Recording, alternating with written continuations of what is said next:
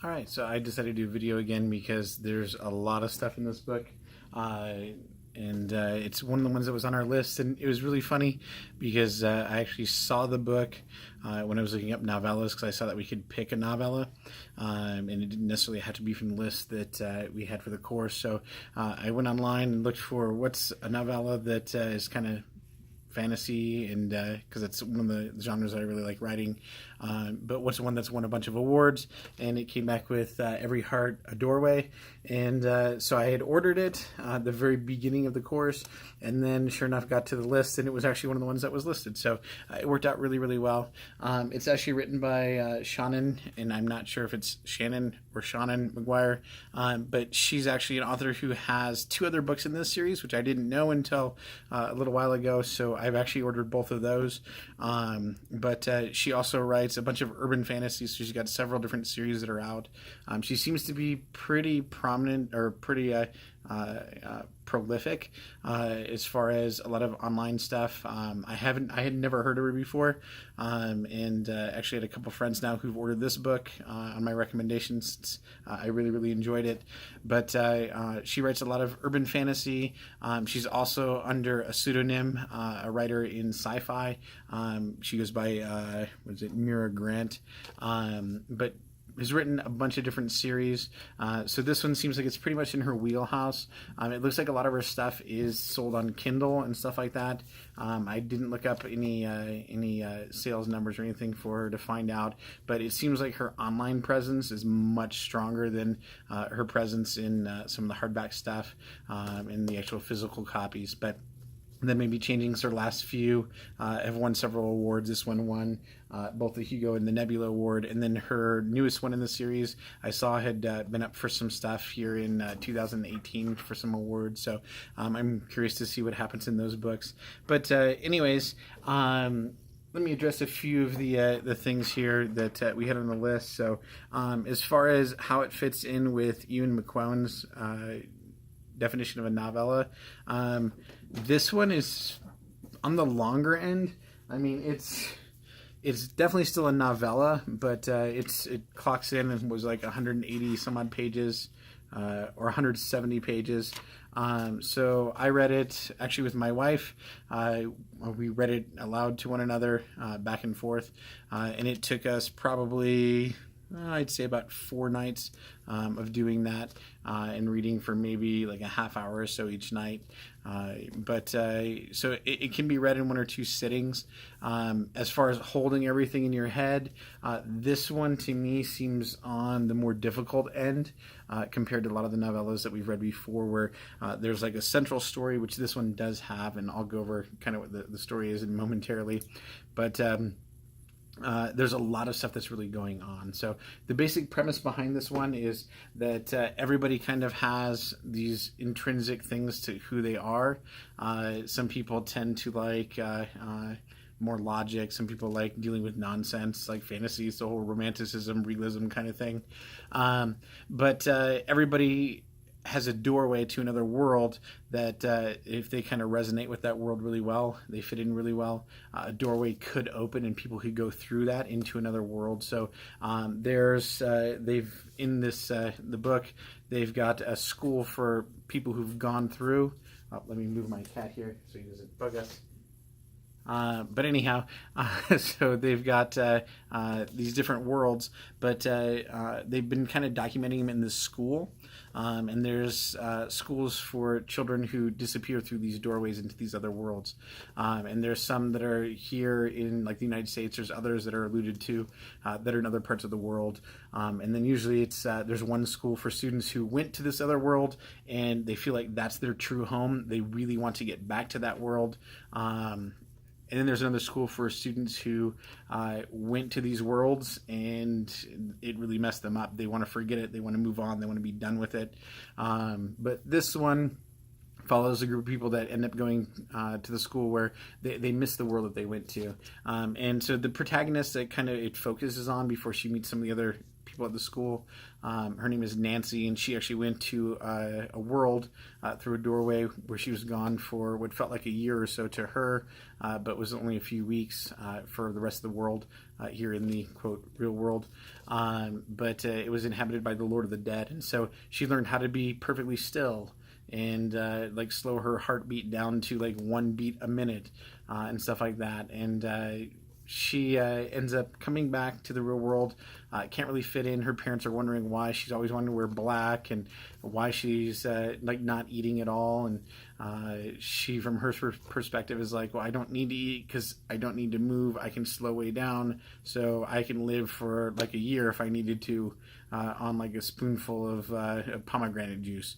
And so her family just doesn't really understand that. So she goes to this school where people have been to different worlds. So the worlds, they have kind of like compass directions. So they're either high logic or high nonsense. Some of them are good. Some of them are wicked. And there's just all these like weird little ways that they're trying to put these worlds so that they can figure out where everybody went, because these worlds are related to one another and related to this world in different ways. So as far as holding the entire story in your head, the central story is really Nancy going to this school, trying to fit in, but her first day, her roommate ends up dying. She's murdered and her hands are chopped off. And so everybody suspects, of course, this girl that was in like the land of the dead. And so it basically follows her as people start to die in this school. These people that have been through these doorways to these other worlds and are now trapped back in the real world and wanting to get back, they start dying off. And so it's kind of like a murder mystery as you're trying to figure out who it is that's actually murdering these people. So we've got that going on, but then along with that central plot of figuring out what's happening, initially the story seems like it's all about Nancy and can she get back to the world of the dead. So we've got like that central storyline. We've now got the subplot coming in of which could arguably be also the main plot, depending on how you look at things. Figuring out who this murderer actually is. We've got twin girls named Jack and Jill, who were in this land called the Moors, where like a vampire lord ruled over everything. And one of the sisters basically wants to become a vampire. The other one was essentially like Dr. Frankenstein's, although that's not what they call him. But his like little crony who went around and got body parts and did different things. So there's that storyline. We've got one of the kids who went to a world where like everything's all rainbows and stuff like that. We've got kids who ended up going to worlds where bones can dance and stuff like that. So you've got every single student, like all the kids, you've got their stories, the worlds that they went to that they're trying to get back to. So we've got all those subplots going on. We've also got Eleanor, who is the one that runs this school, and she's this really, really ridiculously rich woman, has tons of land, has this huge house. She actually has a doorway that she can go through any time if she wanted to, but it's a very nonsensical world. And as you become an adult, you kind of lose sense of nonsense, ironically.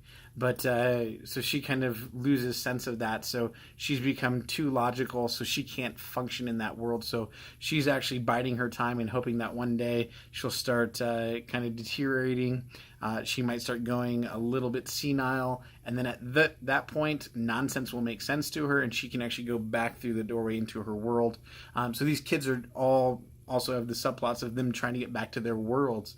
And we've even got one of the girls who's murdered, and we find out that where her doorway was, and it was there the whole time. This spider queen in this other world had actually set up and used her magic to hold this door open for like 6 months, and the girl dies, and so the spider queen, once the door fades, she goes into mourning for like a year for this girl who used to come through her doorway. So there's, I mean, keeping all those subplots and everything really in your head, that's tough. And I think that it's something that McGuire does extremely well. And I don't know how she pulled it off in a book that was so short, but it's got way more subplots, way more things just going on, like even interacting with the local police and when this body is found and then other people start, disappearing. they're having to work with the police and figure out the investigations while hiding bodies. And I mean, there's so much going on here that really, I think it kind of breaks the mold for a novella. She's basically condensed into this little novella what I think some people would take 2 or 3 books to cover. So I think that kind of breaks a little bit with what we had looked at before when we were looking at McEwan's kind of, ideas for the novel, where we have like 1, maybe 2 tiny subplots. I think this kind of breaks the mold with that. The ways in which the novella allows you to inhabit the world in its consciousness. We're introduced to this world of children who wander through these doorways and inhabit these worlds and then come back. We kind of learn about it as Nancy's learning about it from the other students in the school. So it makes sense because it seems kind of odd at first. But then as we start learning things, as she's learning things, you really get a sense of what this world is like. And so I think world building wise, as short as this thing is, I have a great sense of kind of how these worlds interact. And it's not just a world, it's worlds that all function on totally different, rules and expectations and stuff like that. And we already have a really good feel for what those are across the spectrum of worlds. So I think really just the crisp way that McGuire presents things, I mean, it's amazing how she ends up taking little tiny things, like saying, that when she's drinking the pomegranate juice, when she's with the Lord of the Dead, that she stands still and in the pomegranate juice, they have people who just trickle it down your throat, just like a drop at a time.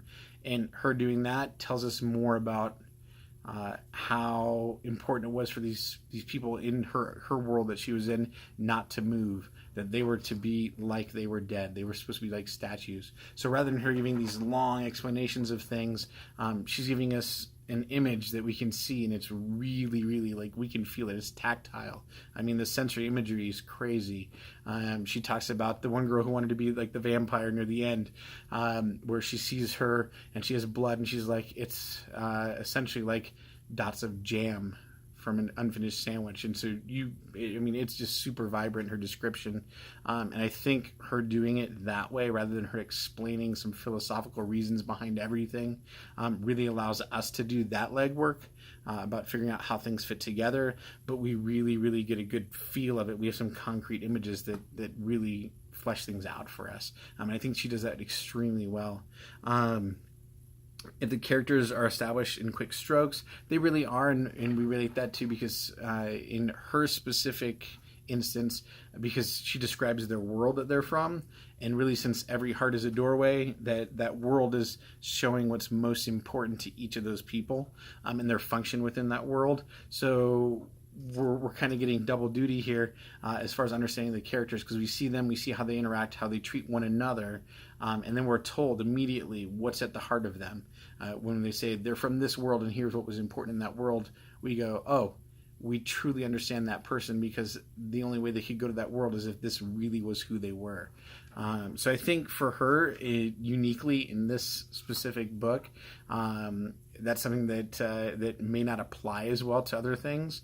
But for the way that she's written this story, it really allows us to get a sense of characters very quickly. If the central premise exerts gravity over the whole narrative, that everything works totally in concert with one another, them trying to figure things out, them trying to get back to their worlds, everything is pulling on one another. So there's conflict throughout this entire thing, and that central theme of getting back to the world that is your real world really drives everything that everyone is doing. In fact, the murderers, or not the murderers, but the murderers themselves are driven by this innate drive to try to get back to home, to the place where you feel like you belong. If the level of theatricality and self-consciousness of the narrative. I mean, this thing is told in such a way, because it's an urban fantasy, and that's really what McGuire writes a lot of. It's meant to kind of blend into the real world so that there's not this big separation. So I don't know if there's any overt kind of nods to this is really what's going on, but it does talk about why girls tend to disappear more than boys and stuff like that. So I think on some level it's trying to tie it into reality, but I wouldn't say that it's directly trying to be self-aware of anything. But it is really trying to make us aware as to some weird things that happen in reality, that maybe this is what's really going on. And then whether the novel is polished, absolutely. I mean, from the language to the actual story, I did not like part of the ending, and I won't ruin it for those of you that want to read it. But looking at what the whole book was about, it had to end the way that it did, even though I'm like, oh, I didn't want it to end that way. But it does feel very polished and completely self-enclosed. You could end with this and be totally good. Although I found out not too long ago, just the other day, there's 2 other books already out in the series, so I've ordered both of those to see what they're like. And then as far as what can we learn from this one, I think really the things that I'm taking away from this is that no matter how weird and crazy the story is, you have to really bring it back to what is concrete, what can people relate to things. And so when we're talking about quick brush strokes, when we're looking back at even the other novels that we've read, or novellas that we've read so far, all of them, people are doing things that are done in such a way that we can really relate to them. So the words really have to have a purpose. The description has to have a purpose, and it has to have something that we can anchor to. And so I think that's the base when I pulled away from this one, because it's very very easy to visualize this story, even though on like a philosophical or fantasy kind of level, it's way out there. But it's super grounded in its language. There's a bunch of quips to like C.S. Lewis. There are some nods, some allusions to like Doctor Who and stuff like that. So it really, even though it's on this really high philosophical, existential kind of level, everything in here is super digestible and it's super easy to grasp. And I think that's what I'm taking away mostly from this as far as writing wise. So I'll head out, but definitely I would pick this one up, Every Heart a Doorway. Thank you. I look forward to reading what you guys wrote about, or watch what you guys talked about for your own outside novellas.